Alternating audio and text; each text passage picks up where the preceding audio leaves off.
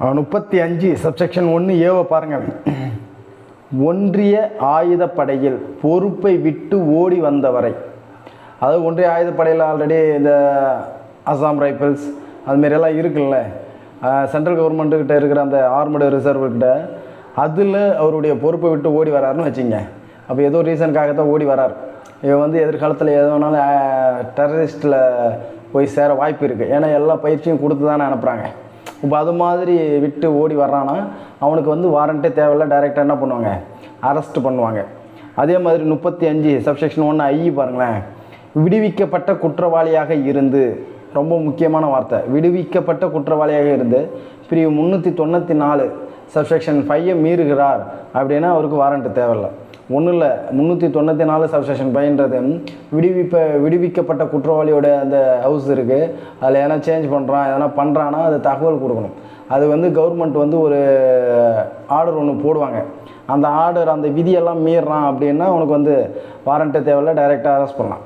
அதே 35 சப்செக்ஷன் 1 பாருங்கள். மற்றொரு காவல்துறை அதிகாரியிடம் இருந்து அவரை கைது செய்ய வேண்டும் என்று. ஆல்ரெடி ஒருத்தங்க ஒரு அக்யூஸ்ட் அரெஸ்ட் பண்ணிட்டாங்க. இப்போ இங்கேருந்து ஆந்திராவுக்கோ கேரளாவுக்கோ போய் ஒரு அக்யூஸ்ட்டை கூட்டின்னு வராங்க. அப்போ அதுக்கு வாரண்ட்டு தேவையில்லை, டைரெக்டாக என்ன பண்ணலாம், அப்படியே தூக்கின்னு வந்துடலாம். அதுக்கடுத்தது 35 சப்செக்ஷன் 2 பாருங்கள். நபர் ஒருவர் நீதிமன்றம் உத்தரவு இல்லாமல் கைது செய்யக்கூடாத குற்றம் ஒன்றை செய்திருப்பதாக புகார். 35 சப்செக்ஷன் 2 என்ன சொல்லுதுன்னா, நபர் ஒருவர் நீதிமன்ற உத்தரவு இல்லாமல் கைது செய்யக்கூடாத குற்றம் ஒன்றை செய்திருப்பதாக புகார். அப்படி இல்லைன்னா ஒரு தகவல் ஒரு போலீஸுக்கு கிடைக்குதுன்னு வச்சுங்க. அப்போ அதுக்கு என்னது, வாரண்ட்டு தேவையில்லை. அதேமாதிரி கோர்ட்டோட ஆர்டரும் தேவையில்லை. டைரெக்டாக 39 என்ன சொல்ல வராங்களோ அதுக்குட்பட்டு 39 என்ன சொல்ல வராங்களோ அதுக்குட்பட்டு நம்ம என்ன பண்ணலாம், கைது செய்யலாம் அப்படின்னு சொல்கிறாங்க. 35 சப்செக்ஷன் 2னா ஒன்றும் கிடையாதுங்க. நபர் ஒருவர் நீதிமன்ற உத்தரவு இல்லாமல் கைது செய்யக்கூடாத குற்றம், நான் காக்னைசபிள் அஃபென்சஸ் அப்படின்னு ஒன்று இருக்குது. அது மாதிரி ஒரு குற்றம் செஞ்சுருக்கிறாருன்னு ஒரு புகார். அதுக்கு வாரண்ட்டு தேவையில்லை, கோர்ட்டோடைய ஆர்டரும் தேவையில்லை, டைரெக்டாக போய் என்ன பண்ணலாம், அவனை தூக்கிட்டு வரலாம். அதேமாரி 35 சப்செக்ஷன் 7 பாருங்கள், ரொம்ப ரொம்ப முக்கியம். இது இந்த வாட்டி கொஷனில் எதிர்பார்க்கலாம், ஏன்னா இது புதுசாக சேர்த்துருக்குறாங்க. 35 சப்செக்ஷன் 7 பாருங்கள். 3 வருஷம் சிறை விதித்து குற்றம், அதாவது இது குதித்துன்னு இருக்குது, விதித்து 3 வருஷத்துக்குள்ள சிறை தண்டனை விதிக்கக்கூடிய ஒரு குற்றம் ஒன்று செஞ்சுருக்கிறாரு அந்த நபர்னு வச்சுங்க. அப்படி இல்லைன்னா அந்த நபர் வந்து ஒரு 60 வயசுக்கு மேலே இருக்கிற ஆளாக இருந்தால் அதை வந்து டிஎஸ்பியோடைய அனுமதி இல்லாமல் கைது செய்யக்கூடாது அப்படின்னு சொல்கிறாங்க. ரொம்ப ரொம்ப முக்கியமான ஒரு செக்ஷன் இது. 35 சப்செக்ஷன் 7. 3 வருஷத்துக்குள்ள சிறை தண்டனை கிடைக்கிற மாதிரி ஒரு குற்றம் ஒன்று செஞ்சுருக்கிறார். அப்படி இல்லையா, அந்த நபர் வந்து ஒரு 60 வயசுக்கு மேலே இருக்கிறார் அப்படின்னா அதுக்கு டிஎஸ்பியோடைய பர்மிஷன் வாங்கணும். இது யாருடைய பர்மிஷன் வாங்கணும்னு கேட்பாங்க. டிஎஸ்பியோடைய பர்மிஷன் வாங்கணும் அப்படின்னு அர்த்தம். அவர் பர்மிஷன் இல்லாமல் கைது செய்யவும் கூடாது. அதுக்கடுத்தது 36 பாருங்கள். 36 என்ன சொல்லுதுன்னா, காவல்துறை அதிகாரி கைது செய்யும்போது கைது நடைமுறைகளும் கடமைகளும். நான் ஏன் இதை வந்து இந்த போலீஸ் இதில் தான் ரொம்ப இம்பார்ட்டண்ட்டாக நிறைய விஷயம் தெரிஞ்சிக்கணும். அதேமாதிரி கொஷின் பேப்பர்லேயும் நிறைய இதில் தான் கேட்பாங்க. கோர்ட்டு சம்மந்தமாக நீங்கள் அந்த செக்ஷனையும் அதோடைய டாப்பிக்கு மட்டும் தெரிஞ்சால் போதும். ஆனால் நான் வந்து ரொம்ப அதாவது உங்களுக்கு மெட்டீரியல் கொடுக்கக்குள்ளேயே எந்தெந்த பார்ட்லேருந்து கொஞ்சம் டெப்த்தாக உள்ளே கேட்க வாய்ப்பு இருக்குது அப்படின்ற மாதிரி நான் டெப்த்தாக உள்ளே போயிடுவேன். சில இதெல்லாம் நீங்கள் அப்படியே செக்ஷனுக்கு என்ன விளக்கம் அது மட்டும் தெரிஞ்சால் போதும். இப்போ 36 பாருங்களேன். காவல்துறை அதிகாரி கைது செய்யும்போது கைது நடைமுறைகளும் கடமைகளும். 36 காவல்துறை அதிகாரி கைது செய்யும் போது கைது நடைமுறைகளும் கடமைகளும் ரொம்ப ரொம்ப முக்கியம். நல்லா தான் போச்சுங்க. 36 பாருங்கள். 36 சப்செக்ஷன் என்ன சொல்லுதுன்னா, பெயரை சரியாகவும் நன்கு பார்க்கும்படியும் தெளிவான அடையாளத்துடன் அணிந்திருத்தல் வேண்டும். பெயரை, அதாவது அரெஸ்ட்டு அரெஸ்ட் பண்ண போகிற போலீஸு போகிறாங்கன்னு வச்சுங்க, அவங்களுடைய பெயர் சரியாக இருக்கணும், அவங்க பார்க்குற மாதிரி தெளிவாக அடையாளத்தோடு அணிந்திருக்கணும். அதில் என்ன சொல்லுதுன்னா, கைது பற்றிய குறிப்பு தயாரிக்கணும். சொல்லுது கைது பற்றிய குறிப்பு தயாரிக்கணும். 36ல் ஆவில் 1 சொல்லுது. என்ன சொல்லுதுன்னா, குறைந்தபட்சம் ஒரு சாட்சியாவது சான்று கையொப்பமிட வேண்டும் அப்படின்னு சொல்கிறாங்க பாருங்கள். 36ல் இதெல்லாம் 41B ஃபார்ம் ஒன்று வைப்பீங்க அரெஸ்ட் பண்ணக்குள்ளே, சிஆர்பிசி இருக்கக்குள்ளே 41B ஃபார்ம் வச்சு இதை ஆல்ரெடி அதிலே டைப் பண்ணி கொடுத்துருப்பாங்க. இப்போ இதை வந்து என்ன பண்ணணும், 36ல் பி 36ல் பியில் இப்போ கொடுப்பாங்க, நல்லா ஞாபகம் வச்சுங்க. அப்போ 36 ஆவில் 1, 36 சப்செக்ஷன் ஆவில் 1. நான் ஏன் இவ்வளவு சப்செக்ஷன் வந்து ஏன்னா உள்ளே சேர்த்துட்டாங்க, அதனால தான் நான் உங்களுக்கு வந்து அந்த சப்செக்ஷன் எதுவுமே உங்களுக்கு மிஸ் ஆகக்கூடாதுன்றதுக்காக நான் அதை அப்படியே உங்களுக்கு ஒரு அந்த பிரிவை வந்து சேர்த்தே கொடுத்துட்டேன். 36ல் சப்செக்ஷன் ஆவில் கிளாஸ் 1 குறைந்தபட்சம் ஒரு சாட்சியாவது சான்று கையொப்பமிட வேண்டும் சொல்கிறாங்க. அப்போ ஒரு சாட்சினாச்சும் கையொப்பம் போடணும். அடுத்தது 36ல் சப்செக்ஷன் ஆவில் 2 பாருங்கள், அந்த கைது குறிப்பில் கைது செய்யப்படும் நபரும் கையொப்பமிட வேண்டும். அது ஆக்சுவலியாக உங்களுக்கு தெரியும் என்னது, அரெஸ்ட் இன்டிமேஷனில் அக்யூஸ்டும் கையெழுத்து போடணும். அதுக்கு அடுத்தது பாருங்கள் 36ல் சப்செக்ஷன் ஈயை பாருங்கள், கைது செய்யப்பட்ட விவரத்தை உறவினரிடம் தெரிவிப்பதற்கு உரிமை உண்டு. யாருக்கு? அக்யூஸ்டுக்கு. கைது செய்யப்பட்ட விவரத்தை உறவினரிடம் தெரிவிப்பதற்கு உரிமை உண்டு அப்படின்னு அக்யூஸ்டுக்கிட்ட சொல்லணும். கைது பண்ண உடனேயே மேக்ஸிமம் நிறைய அக்யூஸ்டை பண்ணாங்கன்னா மேக்ஸிமம் சொல்ல மாட்டாங்க, கடைசி நேரத்தில் தான் சொல்லுவாங்க. ஆனால் இருந்தாலும் சட்டப்பிரகாரம் சொல்கிறாங்க பாருங்கள். 36ல் என்ன சொல்லுதுன்னா, கைது செய்யப்பட்ட விவரத்தை அவங்களுடைய ரிலேஷன்ஷிப்புக்கிட்ட தெரிவிக்க உரிமை உண்டு அப்படின்னு அக்யூஸ்டுக்கிட்ட அந்த போலீஸர் எஸ்கச்சுவோ அவர் சொல்லணும். அதுக்கடுத்தது 37 பாருங்களேன், பதவி பெயர் குறிப்பிடப்பட்ட காவல்துறை அதிகாரி. 37 பதவி பெயர் குறிப்பிடப்பட்ட காவல்துறை அதிகாரி, அதை பற்றி சொல்கிற பிரிவு எதுன்னு கேட்பாங்க. 37ன்னு சொல்ல தெரியணும். அப்போ 37ல் சப்செக்ஷன் என்ன சொல்லுதுன்னா, ஒரு காவல் கட்டுப்பாட்டு அறையை ஏற்படுத்தணும்னு சொல்லுது. ரொம்ப முக்கியம். 37 சப்செக்ஷன் சொல்லுது, ஒரு காவல் கட்டுப்பாட்டு அறை கண்ட்ரோல் ரூம் ஏற்படுத்தணும்னு சொல்கிறாங்க பாருங்கள். அதான் பதவி பெயர் குறிப்பிடப்பட்ட காவல்துறை அதிகாரி.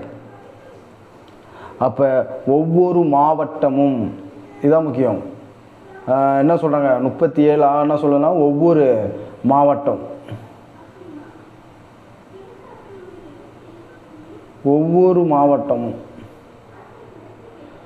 37 சொல்லுது, ஒரு காவல் கட்டுப்பாட்டு அறை ஒவ்வொரு மாவட்டத்திலையும் ஏற்படுத்தணும் அப்படின்னு சொல்கிறாங்க.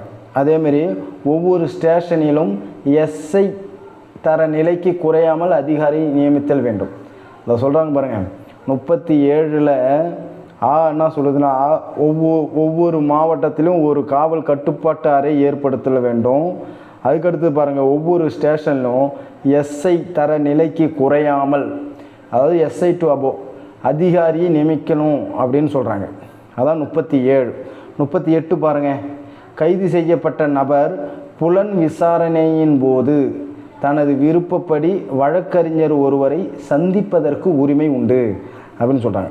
இப்போ கைது செய்யப்பட்ட நபர், அப்போ மேக்ஸிமம் என்னது, இப்போ வந்து ஒரு அக்யூஸ்ட் இருக்கிறான், அவனை அரெஸ்ட் பண்ணி வந்துட்டாங்க. அப்போ என்ன பண்ணுறாங்க, புலன் விசாரணை, அதாவது எந்தெந்த செக்ஷனுக்கெல்லாம், சில செக்ஷனுக்கெல்லாம் வந்து அதுமாரி வச்சுக்கக்கூடாது. இது புலன் விசாரணை பண்ணும்போது ஒரு வக்கீலை வச்சுக்கலாம் அப்படின்னு உரிமை இருக்குன்னு நம்ம இந்த செக்ஷனை சொல்ல முடியாது. சில விதி விலக்கு இருக்குது. சில மாதிரியான கிரைமுக்கெல்லாம் வந்து யாரையும் வச்சுக்க மாட்டாங்க. அது என்னென்ன செக்ஷன்னு போக போக தெரியும். அப்போ கைது செய்யப்பட்ட நபர் புலன் விசாரணையின் போது தனது விருப்பப்படி வழக்கறிஞர் ஒருவரை சந்திப்பதற்கு உரிமை அப்படின்னு எது சொல்லுது, 38 சொல்லுது. அப்போ புலன் விசாரணை முழுக்க இந்த கொடுத்துருக்க பாருங்க, புலன் விசாரணை முழுமைக்கும் வழக்கறிஞரை சந்திக்க முடியாது. அதாங்க முக்கியம். அப்போ ஏன்னா இந்த இந்த செக்ஷனை வச்சு தான் வக்கீல்ஸ் நிறையா வாதாடுவாங்க. அப்போ அதை நீங்கள் என்ன பண்ணணும், ஒரு இன்வெஸ்டிகேஷன் நடக்குது, அப்போ இன்வெஸ்டிகேஷன் ஃபுல்லாக நீங்கள் இருக்க முடியாது, உங்களை பார்க்க முடியாது அப்படின்னு இதை நீங்கள் கோடிட்டு காட்டலாம். அப்போ கைது செய்யப்பட்ட நபர் ஒரு இன்வெஸ்டிகேஷன் பண்ணுறாங்க, அப்போ அவர் தனது விருப்பப்படி ஒரு வக்கீலை பார்க்கலாம் அப்படின்னு சொல்கிற செக்ஷன் எதுன்னு கேட்டாங்கன்னா 38ன்னு சொல்ல தெரியணும். அப்போ இன்வெஸ்டிகேஷன் முழுமைக்கும் பார்க்க முடியுமான்னு கேட்டாங்கன்னா முடியாதுன்னு சொல்ல தெரியணும். அதுக்கடுத்தது 39 பாருங்களேன். 39 என்ன சொல்லுதுன்னா, பெயரையும் இருப்பிடத்தையும் தெரிவிக்க மறுத்தால் கைது செய்யலாம் என்பது. பெயரையும் இருப்பிடத்தையும் தெரிவிக்க மறுத்தால் கைது செய்யலாம் அப்படின்னு சொல்கிறது தான் என்னது 39. அப்போ பெயரும் இருப்பிடத்தையும் என்னது தெரிவிக்க மறுக்கிறான். நீங்கள் நிறைய இடத்துல போய் கேட்பீங்க. அது மாதிரியான இதில் பெரிய பெரிய இன்வெஸ்டிகேஷன், பெரிய பெரிய கேஸுக்கெல்லாம் நீங்கள் போய் கேட்கக்குள்ள தெரியும். ஆனால் தெரிஞ்சு என்ன பண்ணுவான், அவன் பிரச்சனை பண்ணுவான். அவன் பேர் கேட்டாலும் சொல்ல மாட்டான், அவன் எந்த ஒரு அட்ரஸ் எதை கேட்டாலும் சொல்ல மாட்டான், கொஞ்சம் ராங்காகவே பேசுவான். அப்போ நீங்களாம் இந்த பிஎன்எஸ்எஸ்ஸில் 39 இருக்குது, இது மாதிரி நீ சொல்லணுன்னா உடனே அரெஸ்ட் பண்ணலாம் அப்படின்னு அவனை கொஞ்சம் நீங்கள் மிரட்டினீங்கன்னா அவன் என்ன பண்ணுறான், நம்ம எதையுமே வந்து ஒரு டேட்டாவோடு சொல்லணும்னு வச்சிங்களேன், எந்த ஒரு இடத்துலையும் நம்ம வென்று நிற்கலாம். எதுவுமே தெரியாமல் நீங்கள் சும்மா அவனை மிரட்ட முடியாதுல்ல. இப்போ பிஎன்எஸ்எஸ் 39ல் நான் கேள்வி கேட்டால் நீ சொல்லித்தானே ஆகணும். பிஎன்எஸ்எஸ்லேயே நம்ம பார்த்தோம், இதுமாரி கேள்வி கேட்கக்குள்ளே பதில் சொல்ல மறுக்கிறானா அப்போ அவனுக்கு என்ன செக்ஷன் அப்படின்ற மாதிரி நம்ம பிஎன்எஸ்ஸில் பார்த்தோம். அதே தான் பிஎன்எஸ்எஸ்லையும் சொல்கிறாங்க. அப்போ 39 சப்செக்ஷன் 3 பாருங்கள். கைது செய்யப்பட்ட நேரத்திலிருந்து 24 மணி நேரத்திற்குள் உண்மையான பெயர் இருப்பிடமும் தெரிஞ்சிக்க முடியலைன்னா பக்கத்தில் இருக்கிற நடுவர்களிடம் அனுப்பி வைக்கவும் அப்படின்னு சொல்லியிருக்கிறாங்க. 39 சப்செக்ஷன் 3 ஒரு அக்யூஸ்டு அவனுடைய பெயரையும் இருப்பிடத்தையும் தெரிவிக்க மறுக்கிறான். அப்போ நாம் என்ன பண்ணணும், 39 சப்செக்ஷன் 3 என்ன சொல்லுதுன்னா, கைது செய்யப்பட்ட நேரத்திலிருந்து 24 மணி நேரத்துக்குள்ளே கோர்ட்டுக்கு கொண்டு போயிடணும், ட்ராவல் டைமை தவிர. ஏன்னா ட்ராவலிங் டைமெல்லாம் கணக்கு கிடையாது. அப்போ நம்ம அவனை அரெஸ்ட் பண்ணி எஃப்ஐஆர் போட்டு அதிலேருந்து கோர்ட்டுக்கு கொண்டு போகிறதுக்குள்ளே 24 மணி நேரத்துக்குள்ளே கொண்டு போயிடணும் அப்படின்னு சொல்கிறது எது, 39 சப்செக்ஷன் 3. 39 சப்செக்ஷன் 3 என்ன சொல்லுதுன்னா, 24 மணி நேரத்துக்குள்ளே கோர்ட்டுக்கு கொண்டு போயிடணும் அப்படின்னு சொல்லுது. அப்படி அவனுடைய உண்மையான பேரும் தெரியல, அவனுடைய இடமும் தெரியல அப்படின்னா ஜாமீன் கிடைக்காது. ஜாமீனுக்கு ரொம்ப கஷ்டமாக இருக்குல்ல. அதனால் அங்கே பக்கத்தில், இப்போ நீங்கள் எங்கே அரெஸ்ட் பண்ணி வச்சுக்கிறீங்களோ அது பக்கத்தில் இருக்கிற மேஜிஸ்ட்ரேட்டை போய் அவனை கொண்டு போயிடணும். இதுதான் இந்த 39 சப்செக்ஷன் 3. 40 பாருங்கள். 40 என்ன சொல்லுதுன்னா, தனிப்பட்டவரால் கைது செய்யப்படுதலும் அதன் மீதான நடைமுறையும். தனிப்பட்டவரால் கைது செய்யப்படுதலும் அதன் மீதான நடைமுறையும். தனிப்பட்டவர்னா என்னது, யார் வேணாலும் கைது செய்யலாம். தனிப்பட்டவரால் கைது செய்யப்படுதலும் அதன் மீதான நடைமுறையும். ஒரு யார் வேணாலும் போய் இதை வந்து கைது பண்ணலாம். அப்போ 40 சப்செக்ஷன் 1 பாருங்களேன். பிணையில் விடக்கூடாத குற்றம் அல்லது விளம்பரப்படுத்தப்பட்ட குற்றவாளி, இவங்களெல்லாம் கைது பண்ணலாம் சொல்கிறான். Non bailable section, non bailable case இருக்குது. இப்போ அந்த கேஸுக்கெல்லாம் யார் வேணாலும் போய் என்ன பண்ணலாம், அரெஸ்ட் பண்ணலாம். அதே மாதிரி வந்து விளம்பரப்படுத்தப்பட்ட குற்றவாளி, இவரெல்லாம் வந்து என்ன பண்ணலாம், யார் வேணாலும் போய் அரெஸ்ட் பண்ணலாம். இதுதான் வந்து தனிப்பட்டவரால். அப்போ 40 சொல்லணும். 40ன்றது தனி ஒருவன் ஞாபகம் வச்சுங்க. 4 முன்னது 4 முட்டை 40. தனி ஒருவன் 40 நாள் ஓடிச்சு ஞாபகம் வச்சுங்க. தனி ஒருவன் ஜெயம் ரவி படம் இருக்குல்ல, அப்போ 40 தனி ஒருவன் அப்படின்னு ஞாபகம் வச்சுங்க. ஏன்னா தனியாக வந்து யார் வேணாலும் அரெஸ்ட் பண்ணலாம், அதுமாதிரி ஞாபகம் வச்சுங்க. 41 வந்து நடுவரால் கைது செய்யப்படுதல். நடுவர் 41 என்னது, நடுவர் அரெஸ்ட் பை மேஜிஸ்ட்ரேட். இப்போ நடுவரும் கைது செய்யப்படும். அப்படின்னா அவர் தான் வந்து கைது செய்யணும் அவசியம் கிடையாது. அவர் வந்து வாரண்ட்டு பிறப்பிப்பார், இல்லைன்னா யாரன்னா பர்டிகுலராக நேம் மென்ஷன் பண்ணி எழுதுவார். ஒரு இன்ஸ்பெக்டரோ ஒரு டிஎஸ்பியோ ஒரு எஸ்பியோ யார் வேணாலும் அவர் வந்து மென்ஷன் பண்ணி இவங்க வந்து இவனை வந்து அரெஸ்ட் பண்ணுங்க அப்படின்னு எழுதி கொடுப்பார். அப்போ நடுவரால் கைது செய்யப்படுதல்னா 41 சப்செக்ஷன் 2 பாருங்களேன், பிடி கட்டளை ஒன்றை பிறப்பிக்கலாம், அரெஸ்ட் வாரண்ட் ஒன்று பிறப்பிக்கலாம். அப்போ நடுவர் வந்து அரெஸ்ட் வாரண்ட்டை பிறப்பிக்கிறது எந்த பிஎன்எஸ்எஸ் ஆக்ட் பிரகாரம்னா 41 சப்செக்ஷன் 2 பிரகாரம். 42 பாருங்களேன், 42 என்ன சொல்லுதுன்னா, ஆயுதப்படைகளின் உறுப்பினர்கள் கைது செய்யப்படுவதிலிருந்து பாதுகாப்பு அளித்தல். ஆயுதப்படைகளின் உறுப்பினர்கள், ஆர்ம்டு ஃபோர்ஸ், ஆயுதப்படைகளின் உறுப்பினர்கள் கைது செய்யப்படுவதிலிருந்து பாதுகாப்பு அளித்தல். எல்லாரையும் அவங்க சும்மா போய் எல்லாருமே கைது பண்ண முடியாது. ஏன்னா அது வந்து நம்ம சென்ட்ரல் கவர்மெண்ட்டுக்கிட்ட வந்து பர்மிஷன் வாங்கணும். ஆயுதப்படைகளின் ஒரு ஆர்ம்டு ஃபோர்ஸில் வந்து சென்ட்ரல் ஆயுதப்படைகளின் உறுப்பினர்கள் கைது செய்யப்படுவதில் இருந்து பாதுகாப்பு அளித்தல்லாம் ஒன்றும் கிடையாது. சென்ட்ரலில் இருக்கிறாங்களா இந்த அசாம் ரைஃபிள் ஆர்மி எல்லாமே, இப்போ அவங்க எல்லாரையும் என்ன பண்ணுவாங்க, நீங்கள் வந்து சும்மா அப்படி கைது பண்ண முடியாது. அதுக்கு யார்கிட்ட பர்மிஷன் வாங்கணும், சென்ட்ரல் கவர்மெண்ட்டுக்கிட்ட பர்மிஷன் வாங்கணும். அப்படி பர்மிஷன் வாங்கினா கைது செய்ய முடியாது. அதுக்கு அடுத்தது 43 பாருங்கள். அப்போ சென்ட்ரல் கவர்மெண்ட்டில் பர்மிஷன் வாங்கி தான் என்னது ஆயுதப்படைகளின் உறுப்பினர்களை கைது பண்ண முடியும். அப்படி சொல்கிற செக்ஷன் எதுன்னு கேட்பாங்க, 42ன்னு சொல்ல தெரியணும். 43 பாருங்களேன், கைது செய்தல் எவ்வாறு என்பது. 43 ஹவு மேட் டு அரெஸ்ட், கைது செய்தல் எவ்வாறு. இது ஆல்ரெடி எல்லாருக்கும் தெரியும். என்னது 46 சிஆர்பிஸில் படிச்சிருப்பீங்க. அப்போ 43 இது, அது 46, இது 43. பிஎன்எஸ்எஸில் 43 கைது செய்தல் எவ்வாறு. நான் உங்களுக்கு ரொம்ப முக்கியமான சப்செக்ஷன் மட்டும் கொடுத்துருக்குறேன், நல்லா பார்த்துங்க. இப்போ 43 சப்செக்ஷன் 2 என்ன சொல்லுதுன்னா, கைது செய்யும்போது தடுத்தாலோ தப்பிக்க முயற்சி செய்தாலோ எல்லா வழிமுறைகளையும் கையாளலாம். 43 சப்செக்ஷன் 2 சொல்லுது பாருங்கள், கைது செய்வதை தடுத்தாலோ அப்படி இல்லைன்னா தப்பிக்க முயற்சி பண்ணாலோ எல்லா வழிமுறைகளையும் கையாளலாம். 43 சப்செக்ஷன் 3 பாருங்கள், கைவிலங்கை பயன்படுத்தலாம் அப்படின்னு கொடுக்குறாங்க. இப்போ இந்த வீடியோ பார்க்குற உங்களுக்கு மட்டும்தான் தெரியும், இன்னும் பிஎன்எஸ்எஸ்ஸை படிச்சிருக்கணும். கைவிலங்கை பயன்படுத்தலாம். ஹேண்ட்கேப் வந்து பயன்படுத்தலாம். இது வந்து போலீஸ் மத்தியில் இருக்கிற ஒரு மிகப்பெரிய குழப்பமே அதான். அக்யூஸ்டை கொண்டு போகிறோம், ஹேண்ட்கேப்பை கொண்டு மாட்டின்னு போகலாமா வேணாமான்னு ஒரு சந்தேகம்.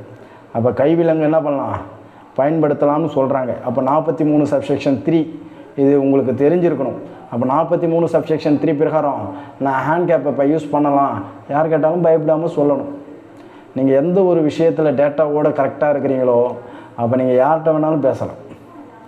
43 சப்செக்ஷன் 5 பாருங்கள், ஒரு பெண்ணை சூரியன் மறைவுக்கு பின்னரும் சூரிய உதயத்திற்கு முன்னரும் கைது செய்தல் கூடாது. மீறி செய்யணும்னா முதல் வகுப்பு நீதித்துறை நடுவர் அனுமதி வாங்கணும். JM 1 என்ன பண்ணணும், பர்மிஷன் வாங்கணும். புரியுதுங்களா? அதாவது 43 சப்செக்ஷன் 5 ஒரு பெண்ணை சூரியனுடைய மறைவுக்கு பின்னரும் சூரிய உதயத்திற்கு முன்னரும் கைது செய்தல் கூடாது. அப்படி பண்ணணும்னு நினச்சிங்கன்னா JM 1 பர்மிஷன் வாங்கணும். அப்படின்னு சொல்கிறது எது, 43 சப்செக்ஷன் 5. அதுக்கடுத்தது 44 பாருங்கள். 44 என்ன சொல்லுதுன்னா, தேடப்படுகிறவர் புகுந்துள்ள இடத்தை சோதனையிடுதல். ஒரு தேடப்படுகிற ஒரு இடத்தை எல்லாரும் அப்படியே டக்குன்னு போய் சோதனை பண்ண முடியாது. அதுக்குன்னு ஒரு ப்ரொசீஜர் இருக்குது, அதை நீங்கள் ஃபாலோ பண்ணணும். அதுக்கு தான் சொல்கிறாங்க தேடப்படுகிறவர் புகுந்துள்ள இடத்தை சோதனையிடுதல். 44 சப்செக்ஷன் 2 சொல்லுது பாருங்கள், சோதனை வரும்போது தடுப்பார் ஆயின் வெளிக்கதவையோ அல்லது உட்கதவையோ ஜன்னலையோ உடைத்து திறக்கலாம். அப்போ நீங்கள் சோதனை பண்ணுறதுக்கான சர்ச் வாரண்ட்டு வாங்கிட்டீங்க. அப்படி சர்ச் வாரண்ட்டு வாங்கி உங்களை தடுக்கிறாங்க அப்படின்னா என்ன பண்ணலாம், கதவையோ அல்லது உட்கதவையோ ஜன்னலையோ உடைத்து திறக்கலாம் அப்படின்னு இருக்கா. அப்போ நீங்கள் என்ன பண்ணலாம், தாராளமாக இந்த வேலையை போய் பார்க்கலாம். ஏன்னா இது தெரியாமல் இருந்தால் தான் நீங்கள் என்ன பண்ண முடியாது, கை வைக்க முடியாது. இப்போ உங்களுக்கு தெரியும் 44 சப்செக்ஷன் 2 பிரகாரம் நாங்கள் வந்து சர்ச் வாரண்ட் வாங்கின உங்களுக்கு வரோம். அப்போ நீங்கள் தடுக்கிறீங்க, அதனால் நான் என்ன பண்ணுறேன், உங்கள் கதவையோ ஜன்னலையோ உடைச்சி திறப்பேன் அப்படின்னு சொல்லணும். அதுக்கடுத்தது 44 சப்செக்ஷன் 3 பாருங்கள். எது? தேடப்படுகிறவர் புகுந்துள்ள இடத்தை சோதனையிடுதல். 44 சப்செக்ஷன் 3 காவல் அலுவலர் கைது செய்ய வீட்டினுள் சென்று அங்கே தடுத்து வைக்கப்பட்டுள்ளார், விடுவித்து கொள்ள வேண்டி கதவை உடைத்து திறக்கலாம்னு சொல்கிறாங்க. புரியுதுங்களா? 44 சப்செக்ஷன் 3 ஒன்றும் கிடையாது. ஒரு போலீஸ் ஆஃபீஸர் வந்து கைது செய்ய வீட்டுக்குள்ளே போயிட்டார். ஆனால் அங்கேயே தடுத்து அவரை அடிச்சிட்டாங்க. அப்போ அவர் என்ன பண்ணலாம்? அவர் தன்னை காப்பாற்றி வெளியில் வர்றதுக்கு என்ன பண்ணலாம்? கதவை உடைச்சி திறக்கலாம் அப்படின்னு சொல்கிறது 44 சப்செக்ஷன் 3. 44 சப்செக்ஷன் 3 சொல்லுது. அதுக்கு அடுத்தது 45 பாருங்கள். 45 என்ன சொல்லுதுன்னா, குற்றவாளிகளை மற்ற அதிகார எல்லைக்குள் துரத்தி செல்லுதல். 45 சொல்லுது, குற்றவாளிகளை மற்ற அதிகார எல்லைக்குள் துரத்தி செல்லுதல். அப்போ ஒரு அக்யூஸ்ட் இருக்கிறான், இப்போ அதர் ஸ்டேட்டுக்கோ இல்லை அதர் ஸ்டேட்டுக்கோ அதர் ஜோனு அப்படி எல்லாத்துக்கும் என்ன பண்ணலாம்? எல்லைக்குள் துரத்தி போகலாம் அப்படின்னு சொல்கிறது 45. அப்போ இந்தியாவில் எந்த இடத்துல வேணாலும் நீ என்ன பண்ணலாம்? துரத்தி சென்று அவனை போய் பிடிக்கலாம். புரியுதுங்களா? அப்போ குற்றவாளியை மற்ற அதிகார எல்லைக்குள் துரத்தி செல்லுதல் பற்றி சொல்கிற பிரிவு எது? 45. 46 பாருங்கள்.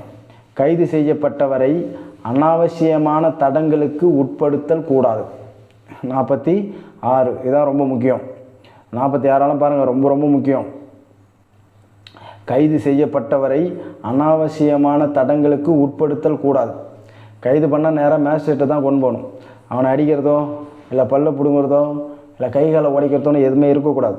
அப்போ கைது செய்யப்பட்டவரை அனாவசியமான தடங்களுக்கு உட்படுத்தல் கூடாது சொல்கிறது எதுனா 46. 47 பாருங்கள். கைது செய்யப்பட்டவருக்கு கைது செய்ததற்கான காரணங்களையும் ஜாமீனில் போவதற்குள்ள உரிமையையும் பற்றி தெரிவித்தல் வேண்டும். இதுதான் முக்கியமாக நீங்கள் செய்யணும். ஒரு அக்யூஸ்டு அவனை நீங்கள் அரெஸ்ட் பண்ணிட்டீங்க, ஒரு ஜட்ஜ்மெண்ட் கிடைக்கிற வரைக்கும் அவன் சந்தேக குற்றவாளி தான். அது எப்போ வந்து கேஸு கன்விக்ஷன் ஆகி அவனுக்கு தண்டனை கிடைக்குதோ அப்போ தான் அவன் தண்டிக்கப்பட்ட குற்றவாளியாக மாறுவான்.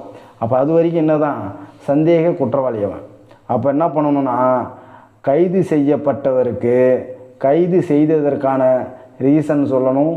நீ எப்படி ஜாமீனில் வெளியில் வரலாம், எப்படி அதுக்கான உரிமை அப்படின்னு அதையும் சொல்லணும். அப்படின்னு சொல்கிறது எது? 47. இப்போ நான் சொல்கிறதெல்லாம் நீங்கள் நல்லா காது கொடுத்து கேட்டிங்கன்னா கண்டிப்பாக நீங்கள் படிக்கவே தேவையில்லை. ஒரு 2-3 வாட்டி இந்த வீடியோவை கேளுங்க, கண்டிப்பாக உங்களுக்கு யூஸ்ஃபுல்லாகிடும். அப்போ 47ன்றது என்னது? இப்போ கைது பண்ணுறாங்க, அதுக்கான காரணத்தை சொல்லணும், ஜாமீனில் வர்றதுக்கான விவரத்தையும் சொன்னால் போதும் அப்படின்னு சொல்கிறது 47ன்னு உங்களுக்கு தெரியணும். அப்போ 48 என்ன? கைது செய்யப்பட்ட நபர் கைது செய்யப்பட்ட விவரத்தை உறவினர் அல்லது நண்பரிடம் தெரிவிக்க வேண்டும். 48 கைது செய்யப்பட்ட நபர் கைது செய்யப்பட்ட விவரத்தை அவங்க உறவினர்கிட்டோ இல்லை நண்பர்கிட்டோ யாருன்னா என்னது தெரிவிக்கணும். அது சொல்கிறது என்னது? 48. 48 சப்செக்ஷன் 2 பாருங்கள். அக்யூஸ்ட் ஸ்டேஷனுக்கு வந்ததும் உரிமைகளை அதிகாரி தெரிவிக்க வேண்டும். 48 சப்செக்ஷன் 1. அதான் ஒன்றும் கிடையாது. ஒன்றுன்றது இல்லை, அந்த அக்யூஸ்ட் வந்து எந்த இடத்துல வைக்கிறோம், யாருக்கு சொன்னோம் அப்படின்றத அந்த உரிமைகளை தெரிவிக்கணும். 48 சப்செக்ஷன் 2. புரியுதுங்களா? அப்போ 48 சப்செக்ஷன் 2 என்ன சொல்லுதுன்னா, அக்யூஸ்ட் ஸ்டேஷனுக்கு வந்ததும் உன்னுடைய உரிமைகளை அதிகாரி தெரிவிக்க வேண்டும்ன்றாங்க. உன்னுடைய உரிமைகள்லாம் ஒன்றும் கிடையாது. அவன் கைது செய்யப்பட்ட விவரத்தை அவங்க ரிலேஷன்கிட்டையோ இல்லை ஒரு ஃப்ரெண்டுக்கிட்டேயோ சொல்லிட்டோம், எந்த இடத்துல வச்சுன்னு இருக்கிறோம், சீக்கிரம் வந்து பாருங்கன்னு சொல்லுவோம்ல, அதுதான் 48 சப்செக்ஷன் 2. 48 சப்செக்ஷன் 3 என்ன சொல்லுதுன்னா, கைது செய்யப்பட்ட சங்கதினா ஒன்றும் கிடையாது, ஃபேக்ட்டு, உண்மை. கைது செய்யப்பட்ட சங்கதியை ஸ்டேஷன் ரெக்கார்டில் பதிவு செய்யணும் அப்படின்னு சொல்கிறாங்க. அப்போ 48 சப்செக்ஷன் 3ல் தான் அதை சொல்கிறாங்க. கைது செய்யப்பட்ட சங்கதியை ஸ்டேஷன் ரெக்கார்டில் பதிவு செய்யணும் இப்படின்னு சொல்லணும். அப்போ ஸ்டேஷன் ரெக்கார்டில் பதிவு பண்ணுற உங்கள் ரைட்டருக்கே தெரியாது அது 48 சப்செக்ஷன் 3ன்னு. இப்போ உங்களுக்கு தெரியும், இதை நல்லா படிச்சுக்கணும். அப்போ 48 சப்செக்ஷன் 3 என்ன சொல்லுதுன்னா, கைது செய்யப்பட்ட சங்கதியை ஸ்டேஷன் ரெக்கார்டில் பதிவு செய்யணும். ஸ்டேஷன் ரெக்கார்டில் இதுமாரி பதிவு பண்ணுறது எந்த பிஎன்எஸ்எஸில் சொல்லுதுன்னா 48 சப்செக்ஷன் 3. 48 சப்செக்ஷன் 2 என்ன சொல்லுதுன்னா, அக்யூஸ்டு ஸ்டேஷனுக்கு வரான், அவனுடைய உரிமைகளை தெரிவிக்கணும். இதுமாரி உங்கள் வீட்டுக்கு சொல்லியாச்சு, இந்த இடத்துல இருக்கிற வர சொல்லுங்கள் அப்படின்னு சொல்லிடணும். அடுத்தது 49 பாருங்கள். 49 என்ன சொல்லுதுன்னா, கைது செய்யப்பட்டவரை சோதனையிடுதல். இதான் 49. இப்போ அக்யூஸ்டு வரான், ஸ்டேஷனுக்கு வந்தோடனே என்ன பண்ணுவோம், சோதனை பண்ணுறீங்களா, அதான் 49. ஸ்டேஷனுக்கு வந்த உடனே அக்யூஸ்டை என்ன பண்ணணும், முத வேலையாக சோதனை தான் பண்ணணும்.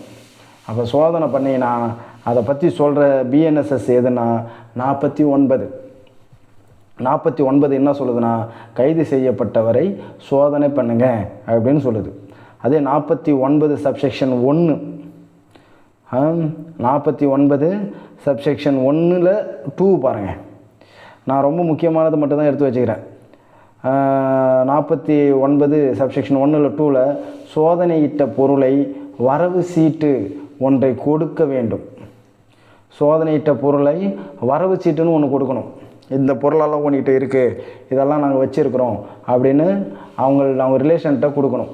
சோதனையிட்ட பொருளை வரவு சீட்டுன்னு ஒன்று கொடுக்கணும் அப்படின்னு சொல்கிறது எது, 49 சப்செக்ஷன் 1ல் 2. 49 சப்செக்ஷன் 2 என்ன சொல்லுதுன்னா, பெண்ணை பெண்ணால் தான் சோதனை மேற்கொள்ள வேண்டும். பெண்ணை பெண்ணால் தான் சோதனை மேற்கொள்ள வேண்டும்னு தெரியும். ஆனால் அது எந்த செக்ஷன் சொல்லுதுன்னா 49 சப்செக்ஷன் 2ன்னு சொல்லுது. 49 சப்செக்ஷன் 2 தான் சொல்லுது, பெண்ணை பெண்ணால் சோதனை மேற்கொள்ள வேண்டும். 49 சப்செக்ஷன் 2 சொல்லுது. அப்போ 49 என்ன சொல்லுதுன்னா, கைது செய்யப்பட்டவரை சோதனை இடுதல் பற்றி சொல்லுது. அதில் 49 சப்செக்ஷன் 2 என்ன சொல்லுதுன்னா, பெண்ணை பெண்ணால் தான் சோதனை மேற்கொள்ள வேண்டும்னு சொல்லுது. அடுத்தது 50 பாருங்கள். 50 என்ன சொல்லுதுன்னா, தீங்கு விளைவிக்கும் ஆயுதங்களை கைப்பற்றுவதற்கான அதிகாரம். தீங்கு விளைவிக்கும் ஆயுதங்களை, வெப்பன்ஸ், புரியுதுங்களா, வெப்பன்ஸ் கைப்பற்றணும். தீங்கு விளைவிக்கும் ஆயுதங்களை கைப்பற்றுவதற்கான அதிகாரம். எப்படியெல்லாம் நீங்கள் அதை யூஸ் பண்ணி அதை கைப்பற்றுவீங்க அப்படின்னு சொல்கிறாங்க. 50 என்ன சொல்லுது, ரவுண்டாக பாருங்கள், 50ன்னு வருதா, 50ன்னா ஆயுதம், அதனால் ஞாபகம் வச்சுங்க. 50 ஆயுதம். 50 தீங்கு விளைவிக்கும் ஆயுதங்களை கைப்பற்றுவதற்கான அதிகாரம் பற்றி சொல்கிறது தான் 50. 51 பாருங்கள். காவல் அலுவலரின் வேண்டுகோளின் பேரில் குற்றம் சாட்டப்பட்டவரை மருத்துவர் பரிசோதனை செய்தல். புரியுதுங்களா, ஒரு போலீஸ் ஆஃபீஸர்ஸ் அவங்களுடைய வேண்டுகோளின் பேரில் தான் குற்றம் சாட்டப்பட்டவரை, நல்லா பார்த்துங்க, குற்றம் சாட்டப்பட்டவரை மருத்துவ பரிசோதனை செய்தல். அப்போ மருத்துவ பரிசோதனை செய்தல், அப்போ புரியுதுங்களா. 51 அப்போ காவல் அலுவலரின் வேண்டுகோளின் பேரில் குற்றம் சாட்டப்பட்டவரை மருத்துவர் பரிசோதனை செய்தல். 51. 52 பாருங்கள். 52 என்ன பண்ணுறாங்க, 52 என்ன சொல்லுதுன்னா, மருத்துவ தொழிலாற்றுனரால் கற்பழிப்பு குற்றவாளியை பரிசோதனை செய்தல். வருதுங்களா. 52 பாருங்கள், மருத்துவ தொழிலாற்றுனரால். 52 மருத்துவ தொழிலாற்றுனரால் கற்பழிப்பு குற்றவாளியை பரிசோதனை செய்தல். அப்போ 52 என்ன சொல்லுதுன்னா, கற்பழிப்பு குற்றவாளியை பரிசோதனை செய்தல். மருத்துவ தொழிலாற்றுனர், இந்த ஒரு வார்த்தை இருக்கணும். மருத்துவ தொழிலாற்றுனரால் கற்பழிப்பு குற்றவாளியை பரிசோதனை செய்தல். அதான் அடுத்தது 53 பாருங்கள். கைது செய்யப்பட்ட நபர் மருத்துவ அதிகாரியால் பரிசோதிக்கப்படுதல். கற்பழிப்பு குற்றவாளியை மருத்துவ தொழிலாற்றுனரால், இதுக்கும் மருத்துவ அதிகாரிக்கும் டிஃப்ரெண்ட் இருக்குது, தெரியுதுங்களா.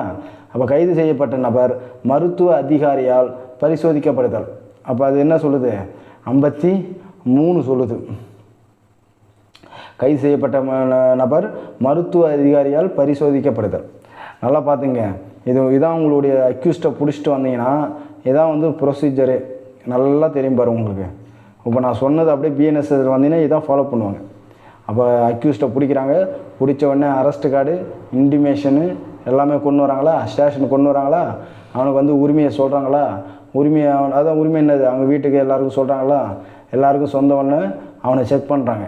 அவனை செக் பண்ணி சீசர் மகசர் அந்த இது எல்லாமே வெப்பன்ஸ் எல்லாமே அவன்கிட்ட வந்து வாங்குறாங்களா, அதெல்லாம் வாங்கி அதுக்கப்புறம் என்னது மெடிக்கலுக்கு அனுப்புகிறாங்களா, மெடிக்கலுக்கு அனுப்புகிறாங்க. அதை அப்படியே ஆர்டராக நீங்கள் ஞாபகம் வச்சுக்க வேண்டியதான்.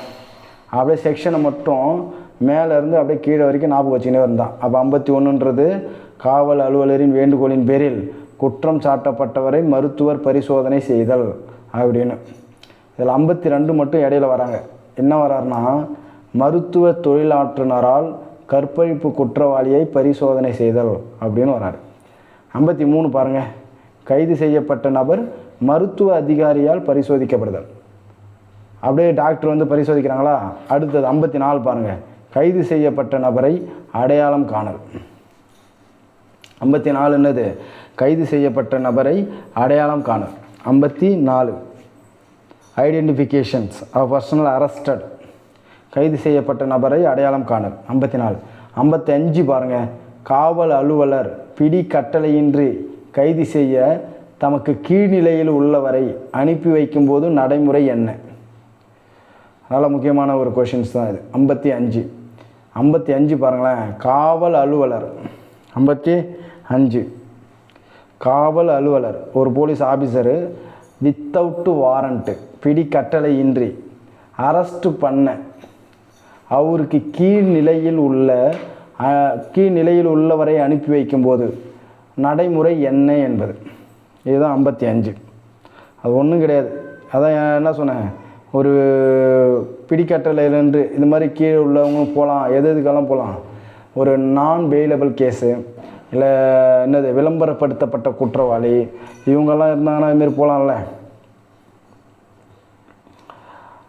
ஓகே, அடுத்தது 56 பாருங்களேன், கைது செய்யப்பட்ட 56 கைது செய்யப்பட்ட நபரின் உடல் ஆரோக்கியமும் பாதுகாப்பும்.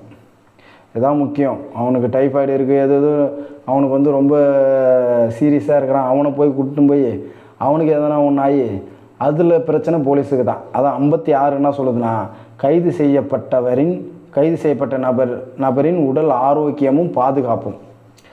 57 பாருங்களேன், 57 என்ன சொல்லுதுன்னா, கைது செய்யப்பட்ட ஒருவரை நடுவர் முன்போ எஸ்கச்ஓ முன்போ கொண்டு செல்லுதல்.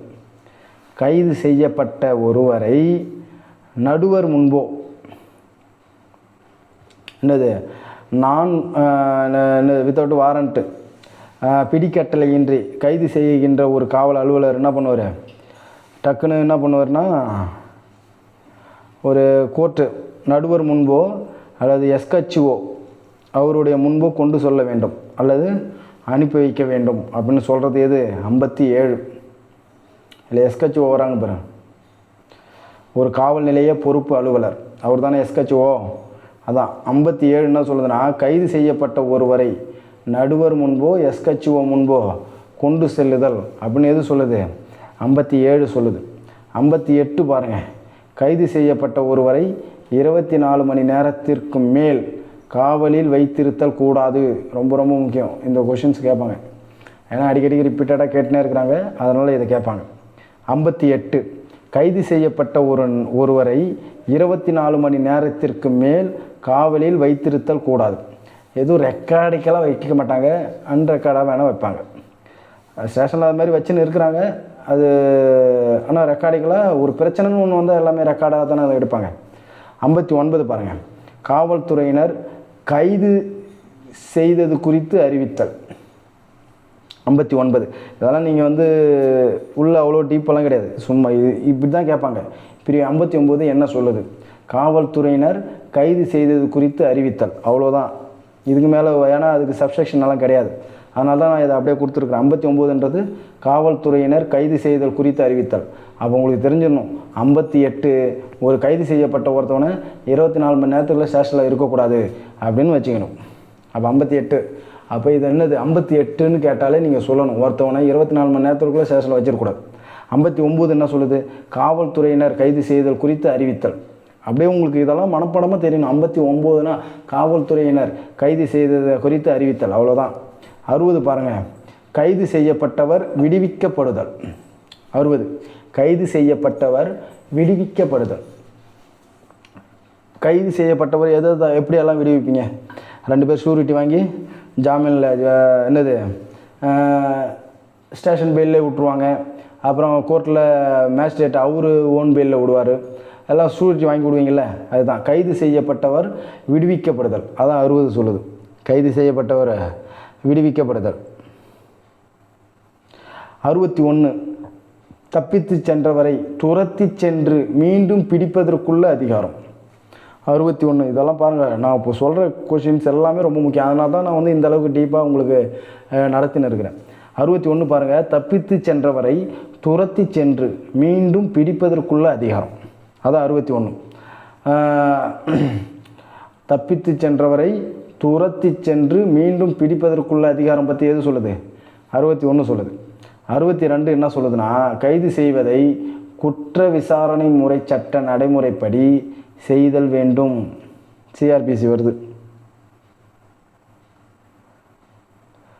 62 என்ன சொல்லுது, கைது செய்வதை குற்ற விசாரணை முறை சட்ட நடைமுறைப்படி செய்தல் வேண்டும் அப்படின்னு சொல்கிறாங்க. 62. ஓகே, இது வரைக்கும் நம்ம வந்து இயல் 5 பார்த்துருக்குறோம். இது வந்து ஒரு 3 பார்ட்டாக பார்க்குறோம். அதனால் உங்கள் ஃப்ரெண்ட்ஸுக்கு நிறைய பேருக்கு ஷேர் பண்ணுங்கள். கண்டிப்பாக திரும்ப திரும்ப கேளுங்க, உங்களுக்கு நல்லா ஈஸியாக புரியும். தேங்க்யூ.